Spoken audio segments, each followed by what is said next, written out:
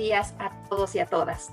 Honorables autoridades universitarias, institucionales, invitados e invitadas especiales, participantes de los diplomados de la iniciativa UNODC Spotlight.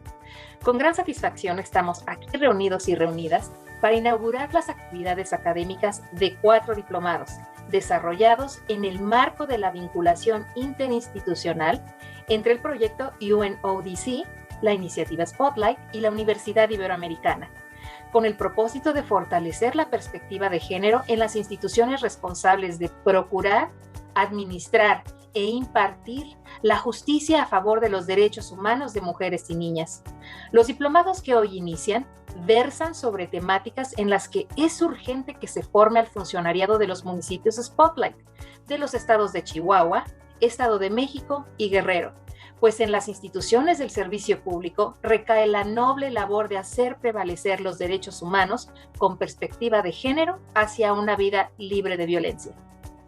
600 elementos del funcionariado se prepararán sobre los lineamientos de primer contacto para mujeres y niñas, sobre un modelo homologado de trabajo con hombres generadores de violencia, sobre el protocolo para la emisión, implementación y seguimiento de órdenes de protección y sobre investigación ministerial, policial y pericial del delito de feminicidio con perspectiva de género y enfoque interseccional.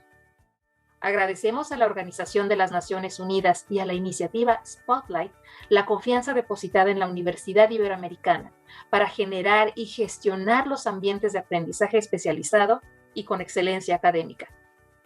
A continuación, cedo el uso de la palabra a la maestra Silvia Schmelkes del Valle, vicerrectora académica de la Universidad Iberoamericana, quien nos brindará su conferencia magistral titulada Educación para la Paz y Derechos Humanos. Adelante, maestra Schmelkes. Bueno, pues antes que nada quisiera saludar a todos los miembros del Presidium y a los titulares de las instituciones que colaboran con estos importantísimos diplomados y desde luego pues a todos ustedes que están participando en estos diplomados. La verdad los felicito por esta oportunidad y pues los animo a aprovecharla como ya se dijo. A mí me han pedido que me dirija a ustedes el día de hoy con el tema de educación para la paz y los derechos humanos. No es directamente el tema de los diplomados, sin embargo, desde mi punto de vista, este asunto de la educación y sobre todo la educación para los derechos humanos, pues está en el fondo de todo lo que quisiéramos nosotros hacer para que estos derechos humanos sean vigentes y además para que se pueda trabajar de manera profunda el tema de género.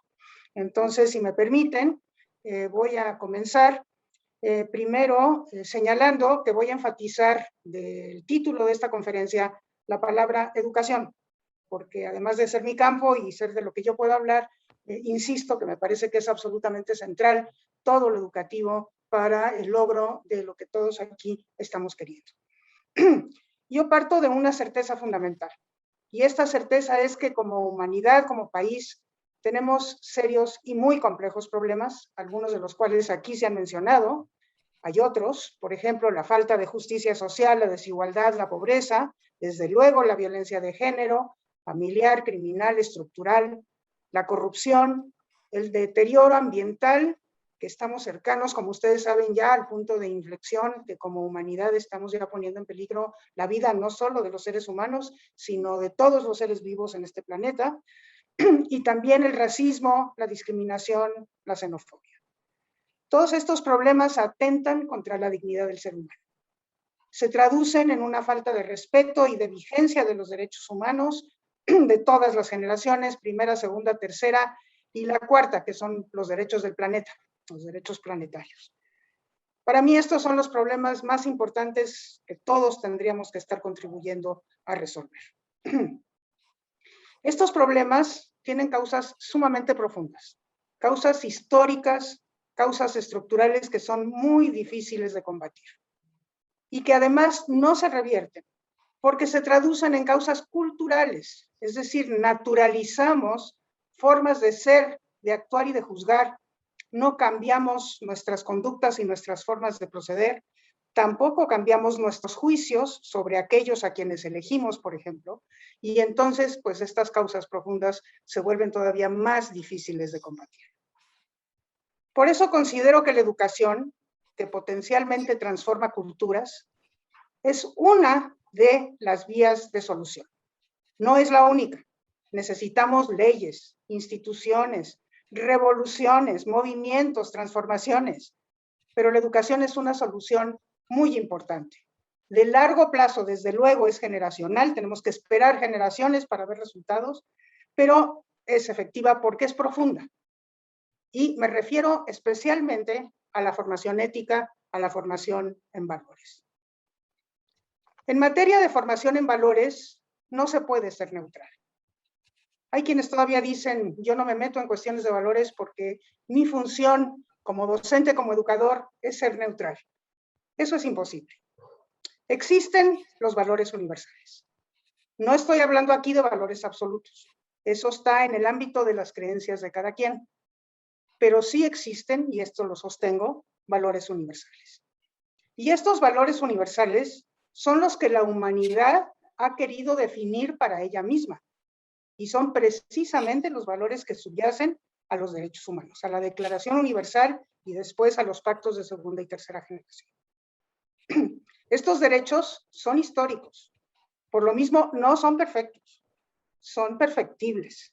Históricamente, estos derechos se van perfeccionando. Siguen siendo universales porque son este esfuerzo que nos damos como humanidad para tratar de buscar un futuro común de bienestar para todos.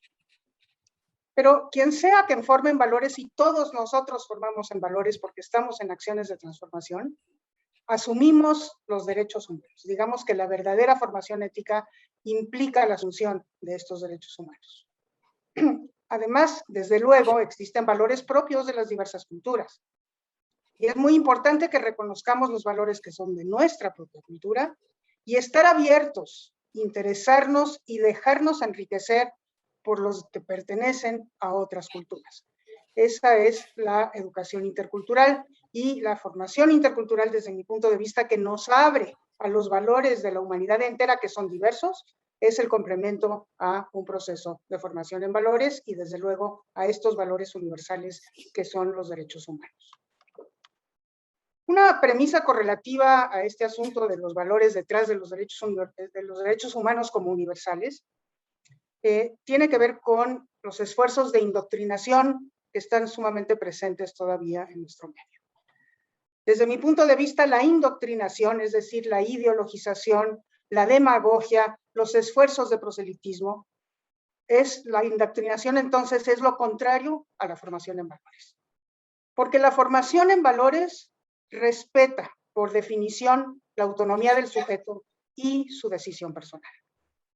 Pero sí exige un conocimiento y un discernimiento de los valores posibles. Por eso la educación en derechos humanos es fundamental. Incluso, yo siempre he dicho, la educación en derechos humanos en sí misma es un derecho. ¿Por qué? Porque tenemos que conocer los valores que están detrás de los derechos humanos para poder tomar nuestras propias decisiones valorales como sujetos autónomos. Tomar en cuenta estos valores como parte de las posibilidades de opción para nuestro actuar y nuestro juzgar. De ahí que formar en derechos humanos, como decía, es un derecho en sí mismo. Supone la ejercitación graduada y sistemática, consciente y metaconocida, es decir, nos hacemos conscientes de que estamos avanzando valoralmente, de la toma de decisiones morales. Los valores morales, por definición, son valores sociales y por lo mismo se construyen socialmente. Y para construir socialmente estos valores, el diálogo es el método privilegiado. Frente a las decisiones que hay que tomar, frente a problemas de la vida real, hay que dialogar. Dialogar con otros similares que piensan igual que nosotros y diferentes, que piensan otras cosas diferentes. Tenemos que dialogar. Supone criticidad y supone argumentación. En este diálogo partimos de una visión crítica, argumentamos a favor de una cierta postura, pero también exige el diálogo la apertura y la escucha de las argumentaciones de los demás que probablemente piensan distinto a nosotros. La decisión final, sin embargo, es de cada quien. El diálogo es indispensable, pero cada quien decide finalmente porque cada sujeto es autónomo. Quisiera dirigirme a 3 ámbitos de la educación para tratar de concretizar algunas de estas ideas. En primer lugar, a la educación obligatoria, después a la educación superior y después a la educación que se lleva a cabo en procesos de transformación de la realidad, en los que muchos de ustedes están involucrados. Entonces, comenzando por la educación obligatoria, la gran pregunta es, ¿la escuela se puede hacer cargo de esta formación en valores de sus estudiantes? Y mi respuesta es definitivamente sí, no solamente puede, sino debe, porque si no es la escuela lo que lo hace, no hay ninguna otra institución que pueda hacerlo adecuadamente. Y esto tiene razones. La escuela, digamos, el sistema educativo tiene muchas escuelas y entonces a través de ellas masivamente puede hacer posible el cambio cultural. Además, la institución escuela puede hacer una formación en valores de manera intencional y por lo tanto abierta, transparente, comunicar lo que persigue y además rendir cuentas de lo que hace y de lo que va logrando. También puede usar la convivencia como el vehículo fundamental de formación en valores. Ya decíamos que los valores morales son sociales. La escuela es una microsociedad en donde la convivencia se da. Ahora nos estamos dando cuenta de la falta que nos hace, pero justamente se puede utilizar en la escuela esta convivencia como el vehículo fundamental para la formación en valores. También la escuela es la única que puede hacerlo de manera sistemática, porque bueno, están los medios de comunicación, están las iglesias, están los discursos políticos, ¿no? Que también pueden intentar y de hecho lo hacen este proceso de formación en valores, pero eso no es sistemático, es esporádico. Entonces, no, es la escuela la que lo puede hacer de manera sistemática y es necesario hacerla de manera sistemática porque el desarrollo moral, es decir, la capacidad de ser formado en valores es evolutiva. Y entonces requiere de esta sistematicidad. Y además puede hacerlo de manera respetuosa de la autonomía de la persona. No siempre es así. Hay muchos programas de formación en valores que se parecen más a la indoctrinación que a la formación en valores que respeta la autonomía, pero eso no quiere decir que el sistema educativo no puede impulsar un programa de formación en valores que respete la autonomía de las personas. Y bueno, desde luego, esto exige comenzar con los docentes. Los docentes mismos tienen que estar ellos formados valoralmente con esta visión de autonomía de los sujetos, porque si no, pues es imposible esperar que la escuela pueda asumir este rol. Y además tiene que ser un proyecto de la escuela toda.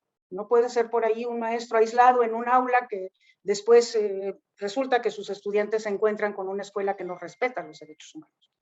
Entonces, tiene que ser una decisión de la escuela como institución y también tiene que tener el apoyo de los padres de familia y de preferencia, cuando es posible, también de la comunidad. Entonces, es un proyecto societal, es un proyecto social a nivel de la microsociedad que es la escuela en relación con su comunidad.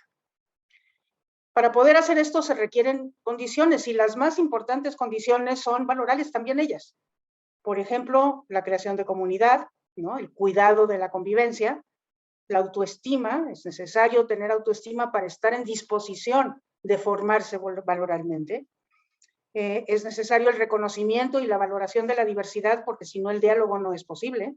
Entonces tenemos que reconocer que los otros son diferentes a nosotros, que piensan diferentes a nosotros, que tienen exactamente el mismo derecho de opinar y de tratar de convencernos. Y eso es valorar la diversidad. Desde luego también la posibilidad de adecuar el conflicto de manera adecuada, de manera no violenta. También la escuela es un lugar en donde enseñar a hacer eso y por eso es un espacio de construcción posible de paz, ¿no? Pero un adecuado manejo del conflicto. El diálogo entre diferentes es fuente de conflicto y hay que saberlo manejar, ¿no? Y desde luego el respeto, la seguridad y el afecto. La verdad es que ahora quizás con la pandemia nos damos tanta cuenta de cómo necesitamos ese espacio escolar que sea un espacio respetuoso donde se vivan los derechos humanos, donde se respeten los derechos de la infancia, que dé seguridad a los estudiantes de que pueden expresarse libremente y que además sea un espacio donde se viva el afecto, donde se les reciba con cariño, donde sea cálida la convivencia. Entonces la escuela se tiene que convertir en este espacio donde estos valores que deseamos para la sociedad se viven, no solamente se aprenden, sino que se viven, donde se da un testimonio de respeto a los derechos humanos. Por ahí se empieza, y desde luego que la formación valoral empieza desde pequeñitos. Pero además, la escuela puede fortalecer todo este proceso a través de metodologías y pedagogías, que son pedagogías propias de la nueva escuela, de la nueva escuela pedagógica, como el aprendizaje colaborativo, la necesidad de aprender a buscar por sí mismo la información necesaria para poderse formular juicios, incluso juicios morales. El protagonismo en el aprendizaje, es decir, metodologías de aprendizaje que favorezcan investigar, explorar, experimentar. Una pedagogía de la pregunta, que es lo que nos lleva al espíritu crítico. En la escuela a veces aprendemos a responder las preguntas que nos hace el profesor, pero tendría que ser totalmente al revés, como nos decía Paulo Freire, ¿no? Es más bien que aprender a preguntar, ¿no? Porque la pregunta, incluso formularla, nos despierta el espíritu crítico, ¿no? Y desde luego la inclusión educativa, porque la escuela es un lugar en donde tenemos que manifestar con testimonio que nos interesan todos y cada uno de los estudiantes, todas y cada una de los estudiantes, y entonces la inclusión educativa se vuelve fundamental. Como decía hace un tiempo, el desarrollo del juicio moral es evolutivo, es decir, no todos los niños a todas las edades pueden lograr los mismos propósitos de la formación de juicio moral. Eso tiene mucho que ver con el proceso evolutivo de su propio desarrollo cognitivo. Se ha descubierto en los estudios que se hacen de la formación valoral que hay una ventana de oportunidad especialmente propicia para la formación en valores, que es sobre todo a partir de los 11 años, que no quiere decir que no se inicia desde que son muy pequeñitos, pero entre los 11 años y hacia el fin de la adolescencia, cuando el sujeto está definiendo su propia personalidad, es digamos, el momento especialmente propicio para la formación en valores, y más que nada es la ventana de oportunidad que no podría desaprovecharse, no debería desaprovecharse, porque ahí es en donde cada quien forja el esquema valoral que en un porcentaje muy amplio le seguirá sirviendo el resto de su vida. Desde luego que puede cambiar y puede incorporar nuevos valores, pero es en este periodo, entre los 11 años y sobre todo durante la adolescencia, cuando se forja el esquema valoral fundamental de un sujeto. Y bueno, como decía, el desarrollo cognitivo es precondición para el desarrollo valoral. No se da una cosa sin la otra. El desarrollo cognitivo tiene sus etapas, por eso también el desarrollo en valores, la formación del juicio moral, tiene también sus etapas, y por eso tampoco es ajeno a una educación académica de calidad. Para que realmente podamos formar en valores se requiere una formación de calidad, porque se requieren procesos cognitivos que permitan un discernimiento complejo que exige una formación en valores. Entonces, la formación valoral es indispensable, pero no por ello podemos descuidar la calidad de la formación propiamente cognitiva. Yo creo que todos estaremos de acuerdo en que la formación ética o de valores le da integralidad a la educación.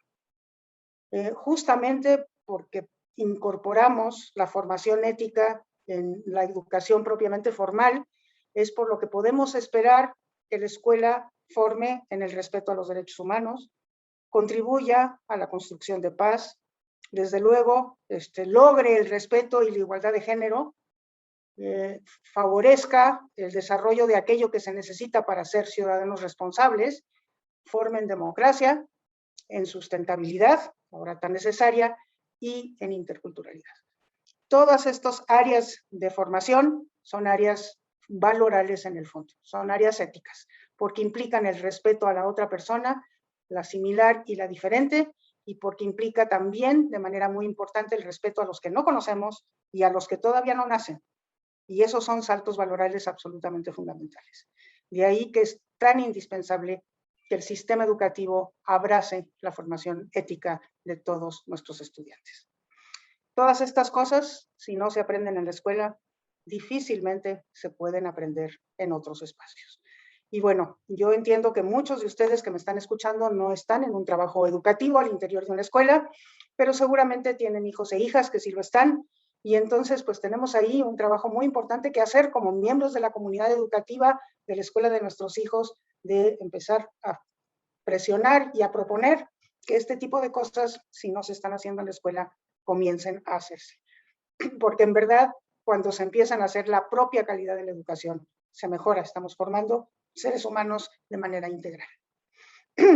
Hay un método que yo siempre he defendido para formar en valores en la educación obligatoria. Desde luego que hay que presentar estos valores universales, es el conocimiento de los derechos humanos, eso es algo que toda escuela tiene que hacer y que, como decía, es un derecho que tiene cada sujeto en formación, ¿no? Pero después es importante que las situaciones problemáticas y dilemáticas que se presentan en muchas partes, se presentan en el salón de clases, se presentan en la escuela, están en el propio currículum, en el entorno, desde luego, inmediato y también en el entorno inmediato. Y estos problemas presentan dilemas, presentan la necesidad de tomar posturas respecto de ellas. Y esas posturas son valorables. Cuando tenemos un problema social, el tomar una postura, la postura es valorable. Y entonces aquí depende mucho del docente la posibilidad de plantear ese problema como un dilema de valores que están en juego, que los dos son válidos, o más de ellos entran en juego y son válidos, pero que hay que tomar una postura por uno de ellos. Entonces, cuando se presenta este problema dilemático, la idea es que los sujetos primero individualmente tomen la postura, generen sus argumentos, es decir, digan por qué están tomando esa postura. Si lo escriben es mejor porque entonces se objetiva esa posición. Y una vez que cada quien haya tomado su postura, entonces viene el diálogo y viene la discusión.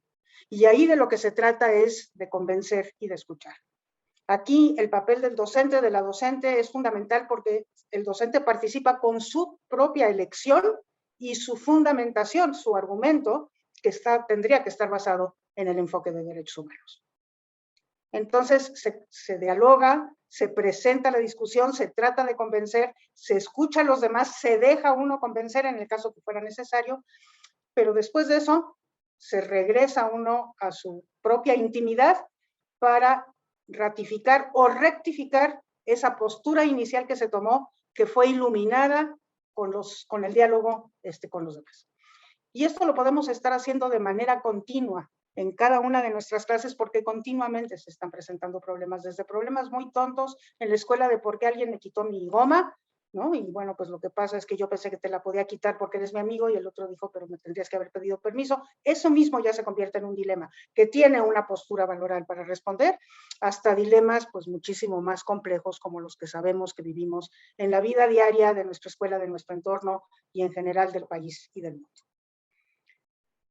Bien, hasta ahí la educación obligatoria. Muchas de estas cosas que he dicho respecto de la educación obligatoria pueden también aplicarse a la educación superior, pero para el caso de la educación superior yo me voy a tomar la libertad de ponerles el ejemplo de lo que estamos haciendo en la Universidad Iberoamericana.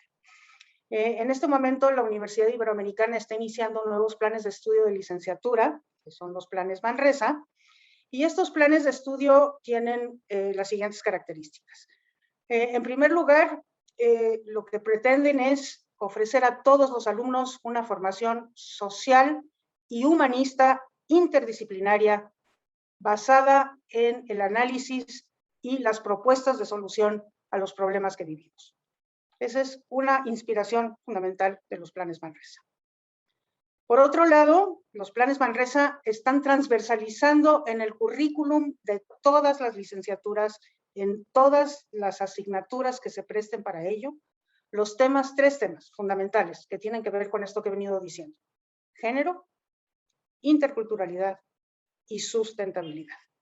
Y aquí lo que estamos pidiendo es que cada profesor que está elaborando las guías de estudio de estos nuevos planes esté analizando en cuáles materias puede introducir el tema de género, que prácticamente en todas se puede, el tema de interculturalidad y el tema de sustentabilidad de manera central, de manera, digamos, anexa al tema central o de manera periférica. Entonces, hay tres niveles posibles de transversalización de estas tres temáticas que nos parecen fundamentales.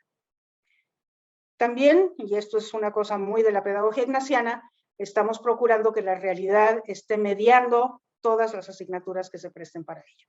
Es decir, la realidad, esta nuestra, que está en el entorno inmediato, en el mediato y en el planeta, tiene que estar mediando nuestro aprendizaje de nuevas asignaturas.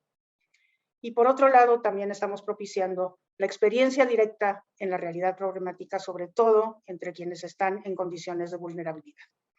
Una experiencia directa que permita transitar desde la indignación y la comprensión del fenómeno, pero sí tenemos que indignarnos, es decir, aquí hay una emoción que va junto con la comprensión del fenómeno o del problema, ¿no? Después, un proceso de acompañamiento a aquellos que están sufriendo los problemas que sabemos que existen. Después, el aporte desde las competencias adquiridas ya en la formación profesional y la práctica reflexiva sobre ese aporte como algo que acompaña continuamente este proceso de vinculación directa con la realidad. Y al final, un proceso explícito de reflexión sobre lo que he aprendido, tanto en mi carrera como en esta experiencia directa de acompañar los problemas de la realidad y de aportar a ellos, para que eso influya sobre mi proyecto de vida. Y entonces la idea es que la reflexión se traduzca en un proyecto de vida. Y los fundamentos de todas estas cosas nuevas que estamos tratando de incorporar o fortalecer en los planes Manresa son el aprendizaje situado, es decir, este asunto de que el verdadero aprendizaje de un problema es cuando tenemos la oportunidad de vivir ese problema nosotros mismos o de acompañarlo, ¿no? El aprendizaje servicio, entendiendo que es cuando damos de nosotros aquella parte del privilegio que nos da nuestra formación, es cuando verdaderamente nos estamos formando. El aprendizaje social y en la diversidad, o sea, aprendemos entre todos, pero no solamente entre quienes somos iguales, sino fundamentalmente provocando que haya diversidad en ese aprendizaje social. La relación entre investigación y docencia, porque la investigación nos da un método de criticidad que nos permite analizar los problemas.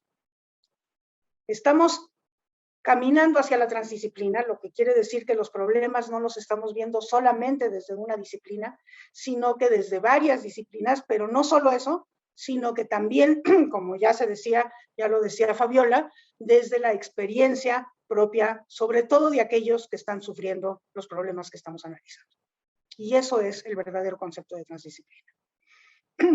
Seguimos en el proceso educativo el ciclo del modelo pedagógico ignaciano, que implica contextualizar, después experimentar, reflexionar sobre esa experimentación, actuar de manera directa en la realidad y evaluar esa acción como un ciclo que nos permite volver a comenzar después de la evaluación con un nuevo nivel de criticidad sobre ese contexto en el que estamos trabajando. La criticidad la entendemos como esto que camina desde la comprensión, que pasa por la indignación, que va a la propuesta y que después se traduce en un compromiso. Y finalmente, de lo que estamos hablando es de educar transformando. Eso es lo que queremos. Estamos convencidos de que esa es la mejor manera de educar y que la transformación misma es generadora de conocimientos nuevos. Y bueno, por último, me quisiera referir a la educación que hacemos todos cuando estamos involucrados en una acción transformadora, en contacto con personas que sufren una problemática. Y aquí, pues fundamentalmente lo que tenemos es el trasfondo educativo de la educación de adultos y fundamentalmente de la que nos dejó Paulo Freire, ¿no? Desde luego, cuando entramos en una acción transformadora, pues entramos con un enfoque de derechos, al igual que la educación obligatoria y en la superior. Implica esto pues un respeto a aquellos con quienes estamos trabajando, eso es una premisa absolutamente fundamental, así como queremos que nos respeten a nosotros, nosotros tenemos que partir de ese respeto fundamental a todo ser humano. Una enorme humildad, no podemos llegar pensando que nosotros tenemos el conocimiento con ningún tipo de prepotencia o que tenemos el poder porque estamos en una institución que nos la da. La humildad es absolutamente fundamental en esta relación. Un interés genuino en el otro, la otra, los otros, en su cultura, en sus saberes, en su experiencia. Insisto, la humildad implica, yo no tengo todo el conocimiento. Todos tenemos conocimiento y en la medida en que interactuemos nos vamos a enriquecer porque vamos a compartir esos conocimientos. El diálogo como la única manera de transformar con ellos. También el diálogo aquí es absolutamente fundamental desde posiciones de igualdad, ese diálogo, nunca desde posiciones asimétricas, ¿no? Porque eso es lo que va a permitir un aprendizaje y un enriquecimiento mutuo. Una lectura crítica de la realidad, porque es necesario comprender las causas. Cuando entramos en un proceso de acción transformadora, pues lo que hay que hacer es no conformarnos con los síntomas, tenemos que entender por qué se da el problema y tenemos que combatir el problema, entonces eso implica una lectura crítica de la realidad continua. El manejo no violento de conflictos, porque ustedes más que nadie saben que pues, iniciar acciones transformadoras siempre toca intereses, genera conflictos, y esos conflictos hay que saberlos manejar.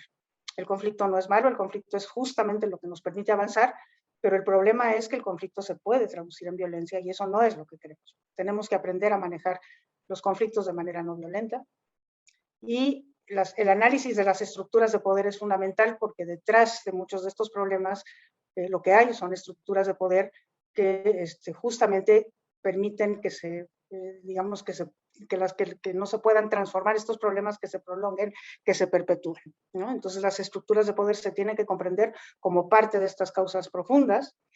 Tenemos que hacer advocacy, lo que se llama, tenemos que poder interactuar con otros que pueden tener algo que ver en la solución de los problemas, argumentando y convencidos de que tenemos esta capacidad de, con nuestros argumentos, con nuestra visión crítica de la realidad, convencer a otras instituciones, a otras personas, incluso a aquellos que tienen el poder que perpetúa las condiciones. Bueno, también aquí tenemos que hacer una educación en derechos humanos. Este derecho a ser educados en derechos humanos también aplica a los adultos y también aquí tendríamos que estarlos educando en ello. Y pues este ciclo de conocimiento, reflexión, acción, reflexión, que siempre nos permite ser críticos sobre lo que nosotros hacemos, pero también empezar un ciclo nuevo con mejores elementos para entrar en acción. Este ciclo, acción, reflexión continua, pues es algo que tendríamos que manejar en estos procesos de intervención transformadora. Y bueno, ya para terminar, quisiera hacer un par de reflexiones finales. La primera tiene que ver con lo que empecé, ¿no? Con el poder de la educación. Yo estoy absolutamente convencida, en tanto educadora, de que hay mucho que hacer desde lo educativo. Lo que estamos haciendo con este diplomado, pues es educativo en el fondo, y eso quiere decir que estamos convencidos que eso puede transformar y que puede hacer una diferencia. La educación transforma personas y yo creo que todos nosotros tenemos la experiencia de haber sido transformados por un hecho educativo, por un profesor o por un proceso, ¿no? La educación social, cuando le damos oportunidad a la convivencia de formarnos, transforma culturas, ¿no? Y la educación transformadora cambia realidades. Y por eso, de ahí la potencia del educativo. La verdadera educación en paz y derechos humanos no tiene marcha atrás. Quienes hemos trabajado esto sabemos que cuando la gente con la que estamos trabajando descubre los derechos humanos y cómo ellos conducen a la paz, cambia paradigmáticamente su visión del mundo. Ya no puede ver el mundo de la manera como lo veía antes, ya no tiene marcha atrás. Y tenemos que aprovechar ese poder que tiene la educación. Y por otro lado, la educación para la paz y los derechos humanos tiene un impacto intergeneracional. Es decir, nuestros hijos y nuestras hijas van a ser diferentes en la medida en que nosotros fuimos formados en este enfoque de derechos humanos. Y no serán los mismos que quienes no lo fueron. Muchas gracias por su atención y la verdad es que les deseo el mayor de los éxitos en estos importantísimos diplomados. Nuevamente felicidades por tener esta oportunidad para cursarlos. Muchas gracias a todos y a todas. Muchas gracias, maestra Schmelkes, por su invaluable intervención. Con su conferencia magistral concluimos este protocolo académico. Agradecemos la presencia de las autoridades universitarias e institucionales, así como de invitados e invitadas especiales en esta ceremonia, y le deseamos el mayor de los éxitos al equipo académico y al funcionariado que hoy comienzan las intensas actividades de enseñanza-aprendizaje. Enhorabuena, muchas gracias y hasta pronto.